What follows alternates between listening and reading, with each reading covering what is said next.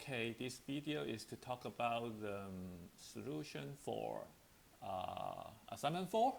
So similar to last time, we have two problems, and let's start. Okay, so the first one, this is the problem. Okay, so a cross section of a long thin ribbon. Thin means you regard it as no thickness, although it's drawn with some thickness. But thin means it should be regarded as no thickness. But if we draw it with no thickness, then you cannot draw the cross here to demonstrate something. So he mentioned that this ribbon is thin, and the width is W, and that is carrying a uniform distributed total current I. So within this current, there's a current I equals 4.6 mu A into the page. So you can see there are some crosses here to demonstrate the current is going into the page, not going this way or that way or any other way. The current is actually going into the page. Okay, so in unit vector notation, what is the magnitude magnetic field B at point P here? In the plane of the ribbon at a distance d. It's actually this. So the hint is that imagine the ribbon is being constructed from many long, thin, parallel wires. So the point here is that this is a ribbon, although the current is uniformly distributed. However, the magnetic field generated at point P by maybe this part or that part are all different, so that we cannot just calculate by multiplication. Actually, the point here is that imagine the ribbon is constructed from many actually infinite many long, thin parallel wire, which means that we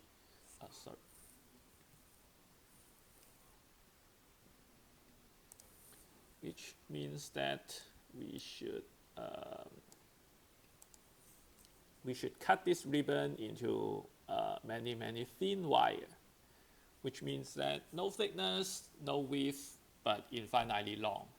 Long means infinitely long.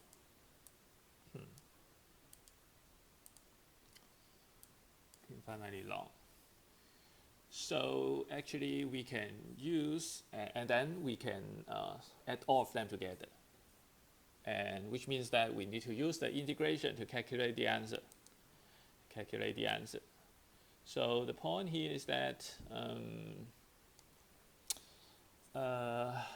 so in this question, this is x-axis, this is y-axis. So let me take this is x equals to 0 without loss of generality. Actually, you can pick this to be 0 or any other point. That's fine. It's just shifting without influencing the answer. So actually, I can pick this point to be x equals to 0. So here we have dx, and in this case, as you have learned in this chapter, as long as we have a infinite long wire, and then we have a current I going in this wire, and then it will generate a B field, something like this. Maybe I can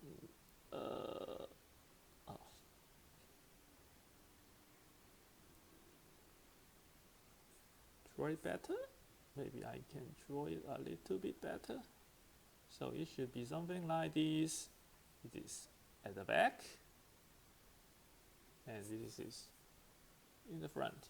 But actually, it's a circle. I didn't draw it very well. But actually, this is the B field generated by this current, and assume that the current is going upward. So for this one, we can use the right-hand rule in a different way. One way to use the right-hand rule is something like if we have to calculate A cross B, then we have vector A, we have vector B, and then this direction would be A cross B,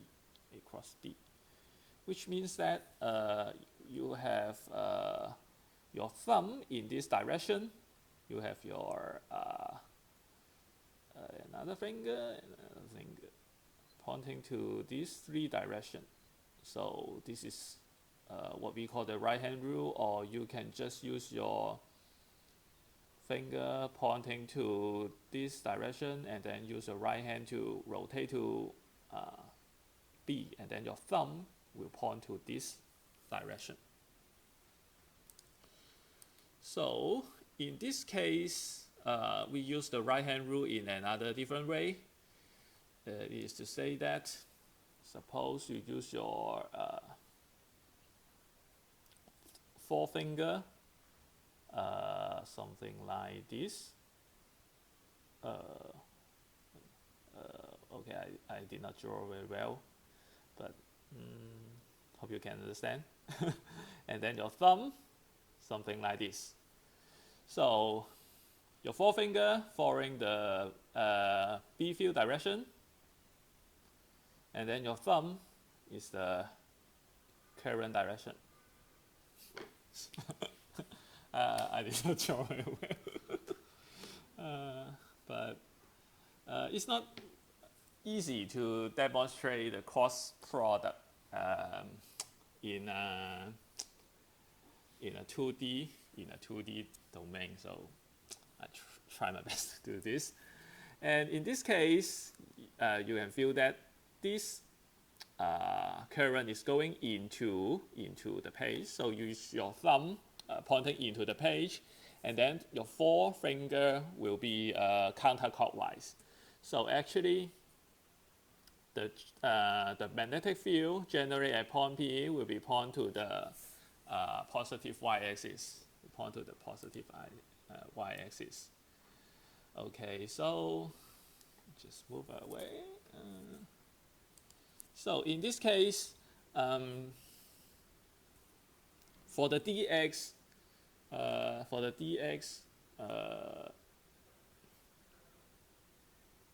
actually the magnetic field generated by dx is mu 0 di, and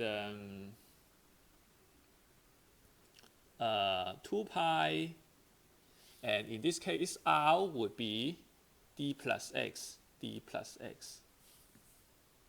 because we pick x equals to 0 at this part, so this is d, this is x, this is x, this is x. So r should be d plus x, and actually we want to integrate from x equals to 0 to x equals to w. So what is di? Di should be the total current multiplied by dx over dw, because the current is distributed uniformly on this ribbon. So you use the total current divided by the w and multiply by dx should be the current going in this part. So actually we can write the di in terms of dx and I and w. So we substitute it into here. So we will get mu 0 I dx over 2 pi w d plus x. So it's just substitute into the original expression. So this is dB generated by a thin wire. So the total magnetic field generated by the ribbon should be the integration of dB, and then we substitute it here, mu 0 I dx over 2 pi w dx d plus x. And x should be integrated from x equals to 0 to w. So 0 to w. Okay, so mu 0 is constant, I is constant, 2 pi w is also constant with respect to x. So inside the integration, it should only remain dx over d plus x. Actually, this d is not that d. This d and that d is different. This d is this one, and the d means very small, delta.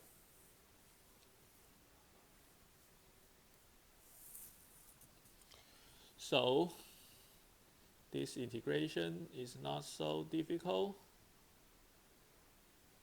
So actually 1 over d plus x should be ln d plus x, ln d plus x, and then w 0. So mu 0 I 2 pi w ln d plus w over d plus 0, which is d. And usually we will write it like this. Mu 0 I 2 pi w ln 1 plus w over d.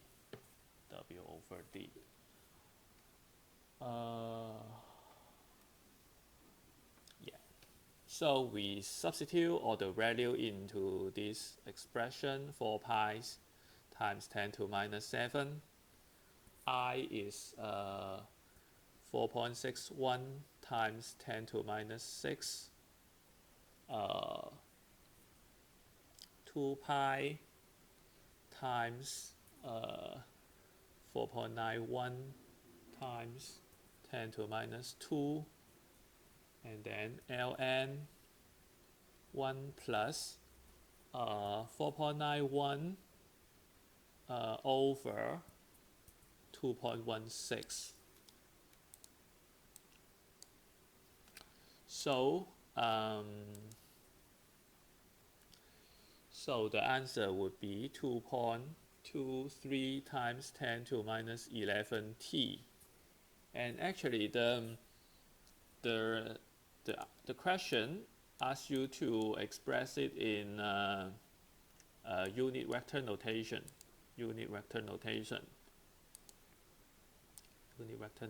which means that the ijk vector, as we know that this magnetic field should be in positive y direction, which means that B vector should be 2.23 times 10 to minus 11 Tesla in y direction, which is j hat. I hope you remember to to draw this head, because if you don't draw head ijk, especially ij, we will usually use it to express square root of 1, square root of -1. So j has to be a unit vector, I has to be a unit vector. But if you write I and j, it may be ambiguous in some cases. So this is question 1. For question 2,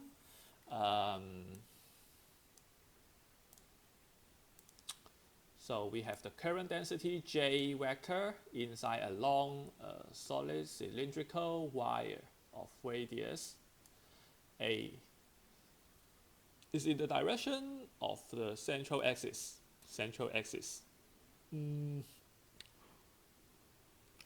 And its magnitude varies linearly, with radial distance r from the axis according to j equals to j0 times r over a, where j0 is blah blah blah. Find the magnitude of the magnetic field at r equals to a over 2 and r equals to a. So actually at this point we need to use the Ampere's law. Oops, sorry. We need to use the Ampere's law. The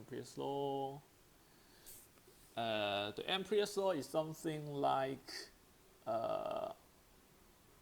the line integral of E for a Ampere loop or a contour equals to mu0 I enclosed.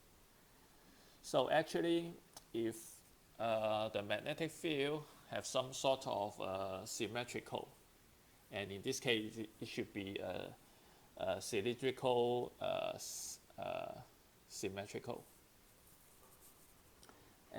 So in this case, we can find the total current enclosed by this Ampere loop, and then it should satisfy this Ampere's law.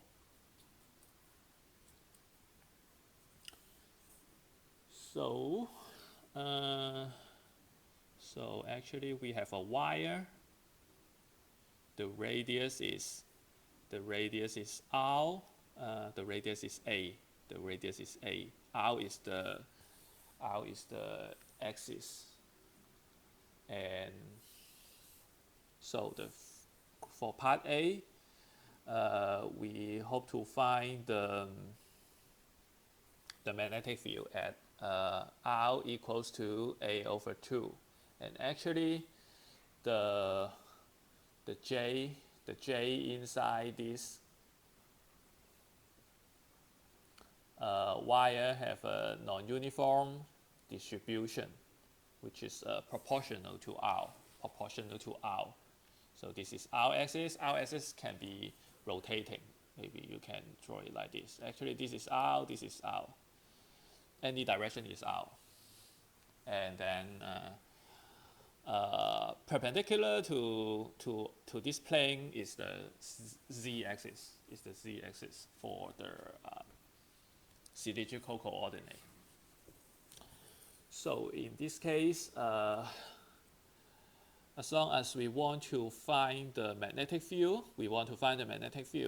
here. So we need to find the I enclosed first. So we can find the I at within the radius r, which means that we calculate the total current from 0 to r. R can be a variable, and in this case, as long as this one is only for r is smaller than a, smaller, or maybe you can write equal and something like this. So actually, for r smaller or equal to a or larger than equal to 0 should be correct. This one should be correct. So we try to integrate j dot dA from 0 to r. 0 to r. Maybe I shouldn't write it yet.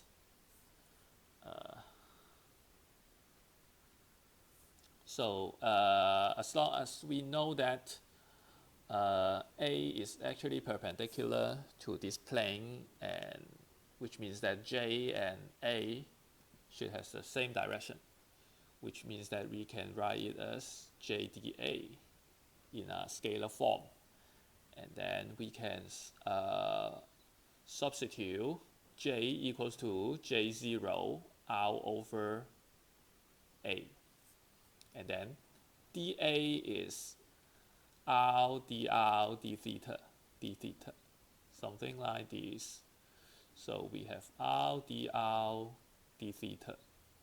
So the integration for R is from 0 to R, or maybe I can write it as R prime, R prime, R prime.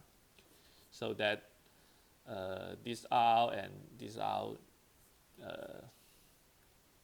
can be distinguished.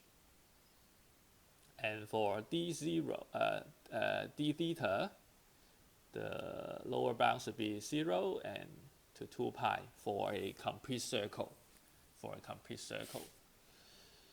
So in this case, this integration is pretty easy. J0 is a constant, A is a constant, so that we can factor them out.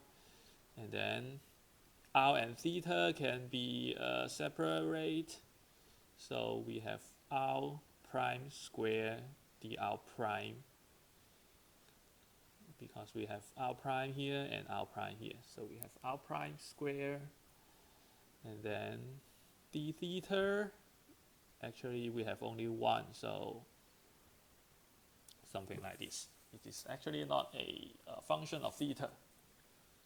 So you can regard it as 1. You can regard it as 1. So in this case, J0A, this one should be R cubed over 3. This is pretty easy, a polynomial integration. And then this one should be 2 pi. This one should be 2 pi. Integrating 1 with respect to theta is theta. And then you substitute 2 pi and substitute 0 into it, and then you subtract them. So the final answer is 3a under mu 0. Sorry, not mu 0. Not mu 0. Should be J0.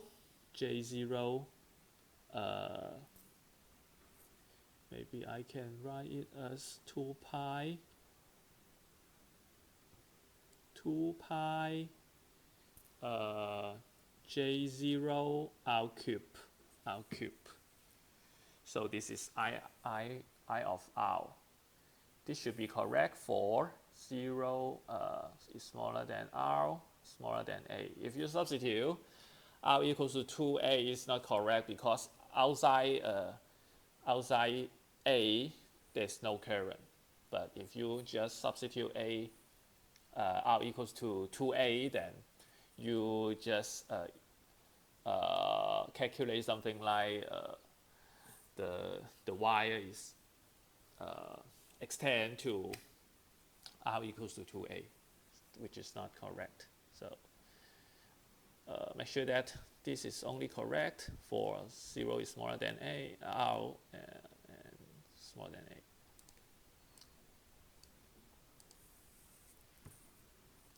So for part A, which is pretty easy,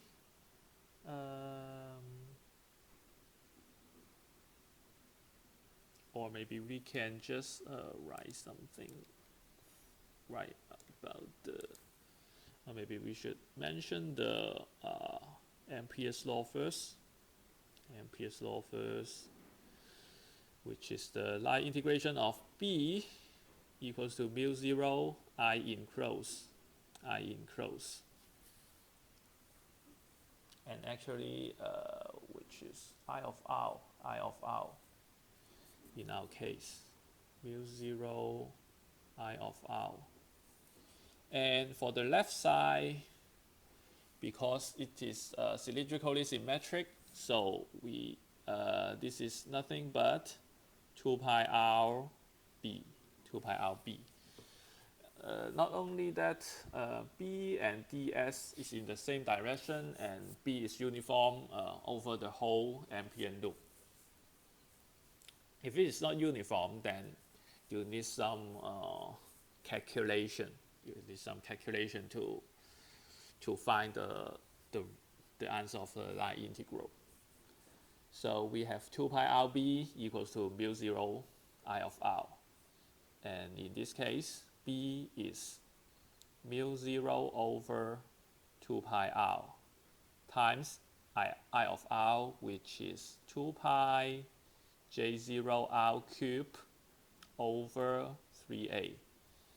So we find that 2 pi and 2 pi can be cancelled. This one cancel one of the order, so it is r squared. So it is 3a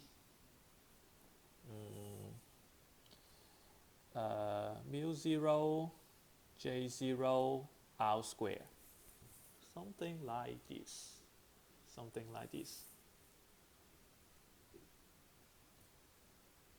Okay, so next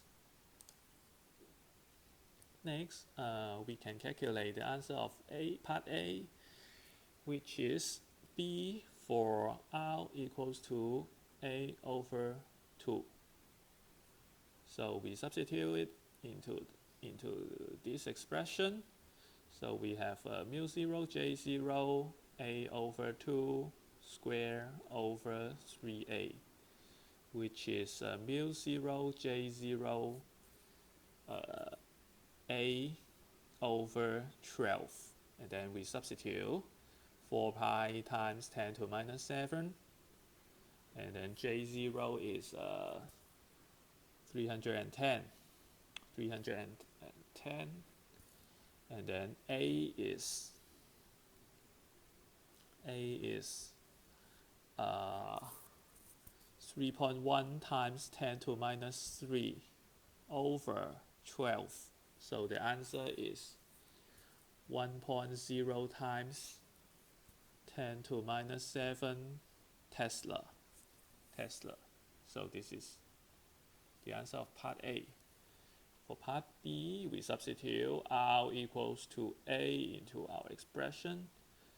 So mu 0 j0 a squared over 3a, which is mu 0 j0 a over 3. So you can write it as 12, 4. So this is 1.0 times 10 to the minus 7, as we have here, times 4. So which is 4.0 times 10 to the minus 7 Tesla. And that's the answer for part B.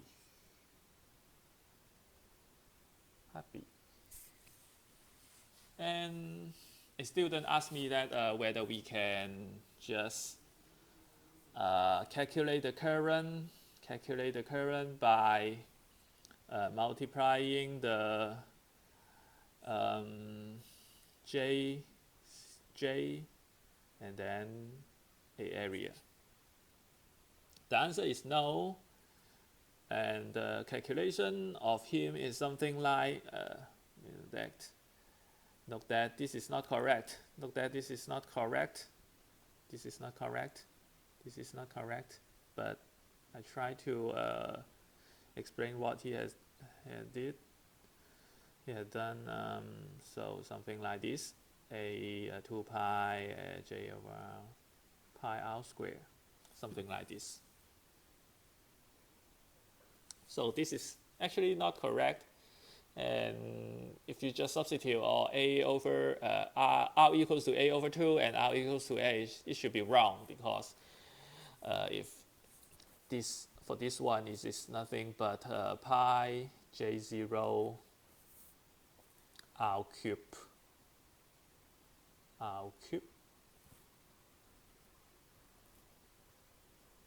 over a, something like this.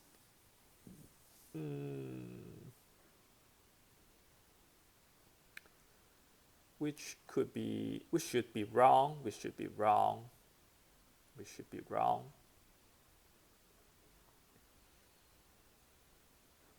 And comparing with this one, this is 2 pi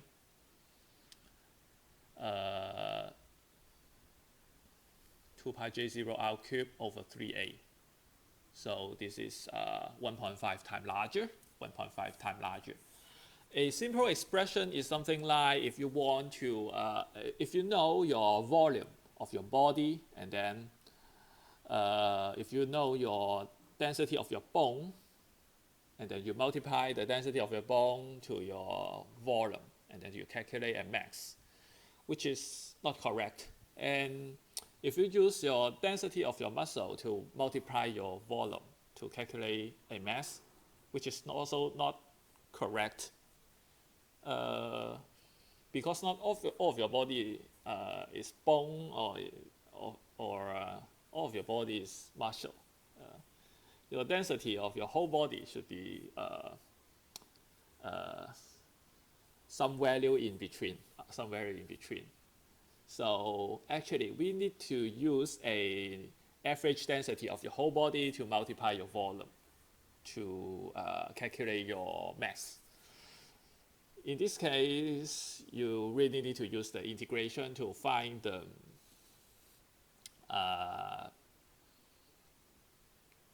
total value for a non-uniform function. So that's a simple expression of that. And maybe some of you will still have similar questions. So just briefly talk about it. So that's all the answer for assignment 4. And if you have any other question, please let me know, and I'll try to explain it to you.